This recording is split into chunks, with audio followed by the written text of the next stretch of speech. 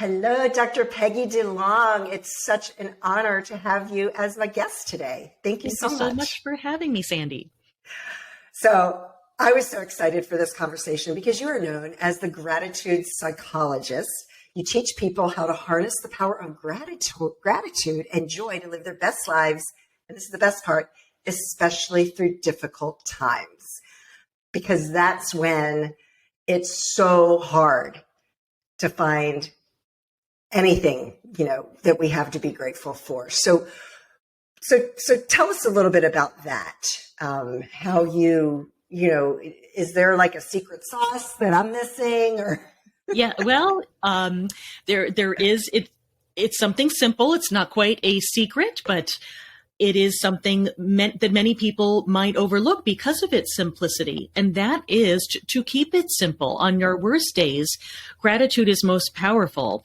But like you said, that's when it is really hard. So to keep it simple, to look for something that you might be taking for granted, something so simple that is bringing you joy, even if it's just for a fleeting moment. That's when I discovered the power of gratitude during the worst days of my life. I was an ungrateful teen. I was an ungrateful young adult, and it took tragedy.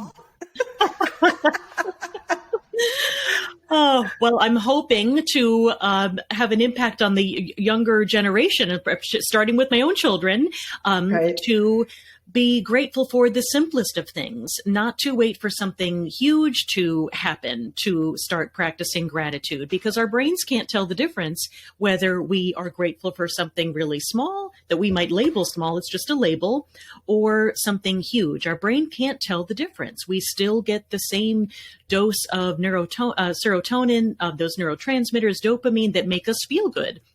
We as human beings assign meaning to it and put it on a scale of small or something large. But it took tragedy in my life to discover the power of gratitude. And I found it in a simple cup of hazelnut coffee when I was 26 years old and my fiance had cancer, and the doctors said that there was nothing left that they could do for him and that he was going to die.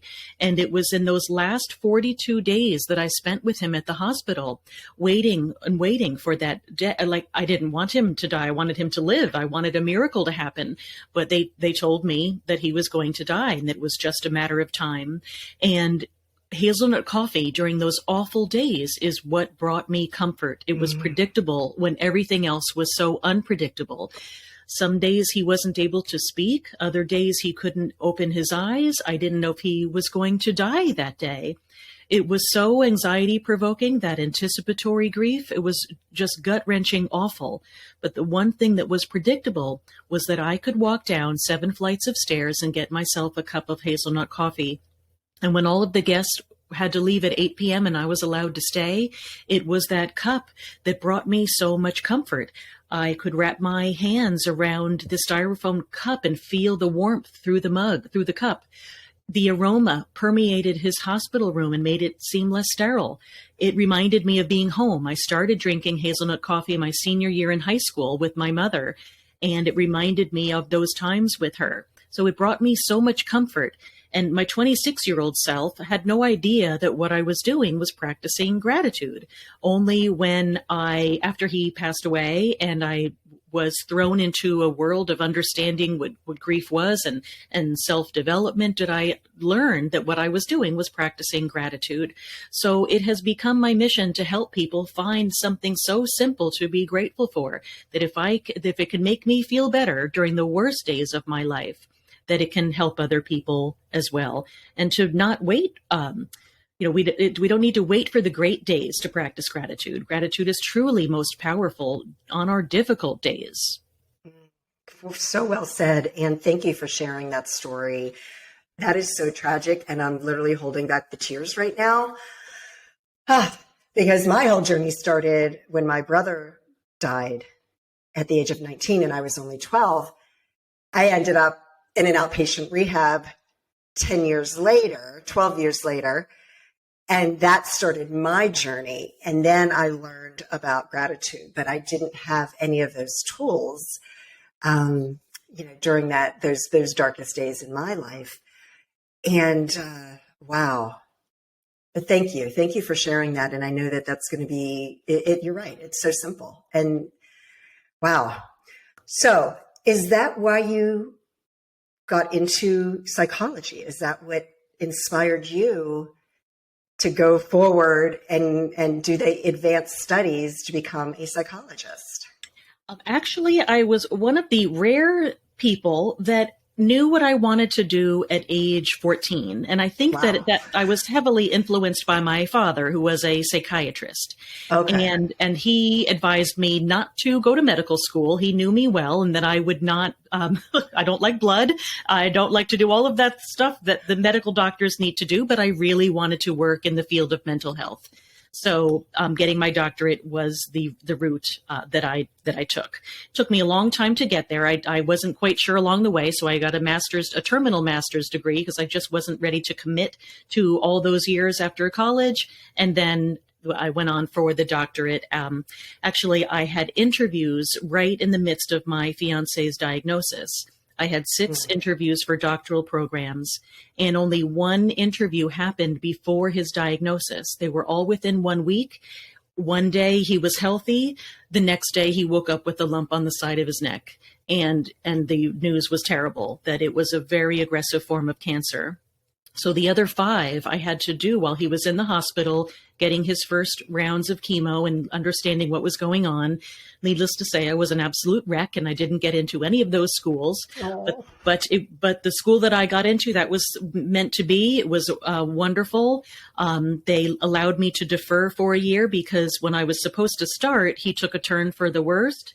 And I wanted to be with him during those last 42 days of his life. And the school was, Pace University was wonderful. They let me defer. I didn't need to reapply. They said my spot was waiting for me whenever I was ready. Oh, wow. Oh my goodness. So I recently had COVID, and well, by the time this airs, it'll have been a few months. And it was interesting because my brother died on September 30th in 1978. And so that's always a really difficult time leading up to that date. And I have PTSD it's extremely manageable, but I also feel it, your muscles have that muscle memory. So it was interesting that October 1st, I started getting sick. My husband had been tested positive a few days earlier. We were late bloomers, first time having COVID, right? And it hit me really, really hard. And it was really a wake up call for me, because I don't get sick. I've never been in bed for more than a day. Or when I delivered my son 22 years ago, I was, a couple of days in the hospital. I don't get sick. I was in bed for 8 days, and it was extremely difficult for me, because I am America's happiness coach. I can, sit in the BS. I can sit in the crumb and the yickiness for short periods of time, and then I can get myself out of it. I make sure I feel the feelings, and I go through all of those emotions that we need to feel in order to get to the other side. It was such a struggle when I was in bed for 8 days, very, very sick. Not sick enough to go to the hospital, but for me, I was really sick. And it was so hard to find things to be grateful for. And it literally, it almost came down to that. Like, I use satin pillowcases. I cuddle with my pillow. I'm so grateful for this satin pillow. Okay. So I love that. And, for me, I have so much perspective and traumas that I've been through in my life that when you go through the really tough things, it's a lot easier to, flip that switch, because you have that perspective of it can always be worse, right? Yes, exactly. I would never wish what I went through upon anybody, but exactly, because I can't change that. I know tragedy. I know deep grief. And I grew from that. And so I do appreciate everything more than ever. I've trained my brain that way, and it's also just part of my life experiences. But I absolutely love that you mentioned that you don't ignore your emotional pain. You allow yourself to feel that. I believe that gratitude is helpful as a tool to move forward after we have allowed ourselves to feel pain. Because when we don't Yes. feel pain, we also shut ourselves off to joy. As you said, it's on the other side. And it involves so much trust and faith to know that it's on the other side. It can be so scary to allow yourself to feel that grief or that betrayal or disappointment, whatever painful emotion it might be. And to allow yourself to go deep into it is the way to heal. And gratitude is one way to help move forward. And then once you use it, you know it works. And then you can trust the next time you're feeling some type of emotional pain, you can allow yourself to feel it because you know you're not going to get stuck there. Yeah. And it really was my life experiences that taught me. Sadly, after my fiance died, my father suddenly died. Oh, and my goodness. So my mother and I found ourselves two young widows. I was 26, my mother was 52, and living together unexpectedly with the two most important men in our lives gone within a year. We could never imagine that was the way our year was going to turn out. Thankfully, both of us have had the courage to allow love back in. I will be celebrating my 25 years of marriage to my husband next summer, and my mother 24 years to her husband. Congratulations. That's a huge milestone for sure. A milestone, and it was scary. It was scary to allow myself to love again at a fear of, because I knew loss, but I also knew that I didn't want to be alone and that I had a lot of love to give and that I wanted to be with somebody. So I'm grateful that my life has been the way that it is. Yeah, for sure. So I mentioned briefly the PTSD, how it would show up for me is that because my brother, I found out he died on a day where I felt so happy that for many, many years, I did not allow myself to be happy because because I equated his death to my happiness. So and this is my immature mind, right? I was 12 years old and, they say our brains don't fully develop until we're 26, right? 25, 26. Is that correct? Something like that. So that was wired. That was kind of wired for me. I thought that my happiness something tragic would happen. And it was a psychologist that I went to for probably only about a year. I had been with an LCSW practitioner for about 12 years. After 6 months with a psychologist, and this is a plug for your field, I had all the answers. And all she had to say, she goes, well, when's the last time somebody died? I'm like, my brother was the last person that died. And at that point, it had been 15 years. And I was able to flip that switch. Where was I going with this? Oh, that just that going through it and really having that professional, really, I guess is what I'm trying to point out to people is that, sometimes you really need that professional help to get your mental health back on track so that you're able to get to the other side and then experience gratitude. Yes. And I was very fortunate to have a wonderful therapist as well. And I went to a bereavement group, which is actually where my mother met her husband. Because my fiance died first and I had been going by myself. And then when my father died 6 weeks later, I brought my mother with me. And that's when they met. And my fiance died on the same day as my mother's husband. And we actually shared the funeral home with them.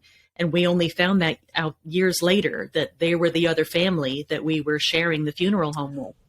Whoa. It took me a second. So your mom's second husband was burying his wife on the day that your fiance was in the same funeral home? Yes. Oh, wow. Yes. So the synchronicities and coincidences are just amazing. Holy moly. Yeah. And they keep going on and on. Well, that is such a tragic story. And I didn't realize, you said it was in the same year. I didn't realize your father passed away 6 weeks after your fiance did. So that's such a horrible blow to you as well. I mean, yeah, it was a really tough time. But so many things happen during that time that actually make it beautiful. And part of that is that after my fiance died, I moved back home. I couldn't bear to be in the apartment that I shared with my fiance, so I moved back home to be with my parents in my old childhood bedroom. And it was so comforting to have those 6 weeks with my father. And because I was grieving, we did a lot of talk about grief, and he was a great therapist and father of being a psychiatrist. Right. And I remember him saying, what helps me is knowing that Scott, my fiance, wouldn't want me to be sad.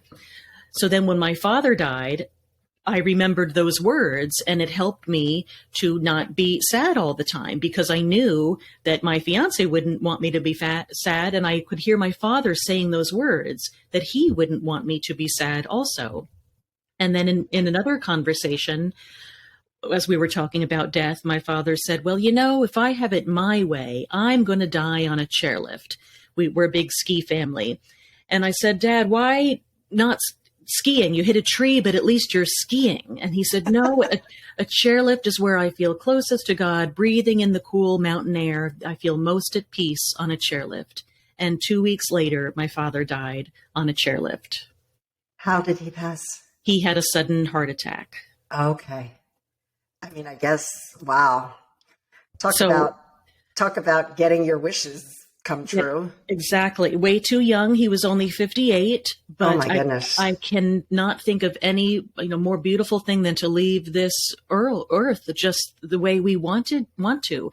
Yeah. And that he shared that with me. It was not something before then we talked about in my house. We never in conversation. I mean, he sits around saying, okay, well, when I die, I think we all have done it at one point, but it's not, yeah. And in the context, you were having that conversation because of what you had just experienced. Yeah. So he didn't keep that thought to himself. He shared it with me, and that brought me so much comfort, brought my entire family comfort. It brought the ski community, all of the ski patrol and people who were there that day when he passed. It comforted so many people. So I'm grateful that he told me that. And because of my experiences, I don't take anything for granted. And when I start to, I work hard on appreciating that. I live in a beautiful area where just out my door, I've got horses and cows, and I just love that. And I try not to take for granted that I can just step out my backyard and be around its such beautiful nature. Now, what state do you live in? I'm in New Jersey. Oh, okay. And in a very beautiful part, it's a little secret that people don't know how beautiful New Jersey can be. I'm on the East Coast. I'm outside of Washington, D.C. So the way you were talking, I'm like, oh, she's in Montana or she's in Colorado. So I did not expect you to say Jersey. All right. Well, let's shift gears a little bit and talk about your books. You're the author of I Can See Clearly Now. I love that. A memoir about love, grief, and gratitude. You have a gratitude journal, a 365-day gratitude journey and feeling good. 35 proven ways to happiness, even during tough times. Wow. And you're also the owner of Love in a Bracelet, where you design bracelets for coping with grief and loss. Wow. Busy. But, every single one of these things that you've done is just amazing. So I'm guessing which one was your first book? The first book was my memoir, and it took me 25 years to finish. Okay. And that was the journal that I kept at 8:00 p.m. when all of the visitors would leave. As I drank that hazelnut coffee, I would take a sip and journal. And after he passed away, I continued to write in it all my thoughts. It was so helpful, so therapeutic to keep that journal during my grief process. And then at one point I just thought, maybe I could turn this into a book. Maybe it could help another young widow. So I started working on it, and then I had 3 children and a private practice, and it kind of just took a back burner. So it took me 25 years to write, but it was something that I simply had to do. And it was a way to honor these 2 men. And I love that people get different things from the book. There's so much love in the book. Love between me and my mother, me and my now husband, so much love within the book. And it was just something that I had to write. And I'm proud of it. I love that it's helping people. And it was just something that I had to do. Oh, well, you know what? I believe that whenever things happen, you publish the book exactly when it's meant to be published. Like the, I just don't believe in coincidences. Things happen when they're supposed to happen. And yeah, talk a little bit, because this is really interesting. You host women's hiking events for spiritual growth and personal development. Wow. That sounds amazing. Can you tell us about that? Sure. I love to hike, and I know a lot of women are not comfortable going out by themselves. And I live in an area where I have access to the most amazing hikes within 5 or 10 minute drive. My biggest difficulty is deciding where to go. There are so many wonderful places that I can go. So for about 7 years, I ran a weekly women's walking group. And then I turned it into a hiking group. So it wasn't weekly, and we'd go out just a couple times a year with a theme. And I teach women about the power of nature and using nature for healing. And in addition, there is some type of theme related to each hike. So one might be about healing grief. Another might be connecting to the power of gratitude. Another might be, a different topic, resilience. But I incorporate the nature and landscape to help women utilize that and connecting to the healing power of water and trees, and teaching women how we can utilize that in the context of a simple hike. Now, where can people learn about those events that you hold? Everything is on my website, drpeggydelong.com. Nice. That's nice. So what's next for you? Do you have another book in the works, or? I have so many. My problem is I have too many ideas, and I would love to write a book on parenting, back to basics parenting, to honor my parents and all of the wonderful things that they taught me. I would love to turn my signature speaking engagement into a book, and that's 5 daily exercises in gratitude to heal. And there's so many different things that I would love to do. But right now, what's really getting my attention is my signature program for widows. It's a 5-week program called Heal. And it is everything that I wish that I had as a young widow, that I deliver through weekly live meetings and daily emails to support widows. And I run that twice a year. That's incredible, because, thankfully, I'm not a widow and have not been one. And I can't even imagine that. It's, so I really think that the support that people have is so critical to help them through that. Yeah. And it helps me to make sense of my loss. Even though it was 28 years ago, it's still, we carry grief forever. And it's one way that I continue to heal. I don't use the word healed. I don't think I'm ever going to be healed of my grief, but I'm healing. Yeah. And I'm helping other women do the same. That's incredible. That's incredible. Is there anything else that you'd like to share with the audience that you haven't talked about before we finish up?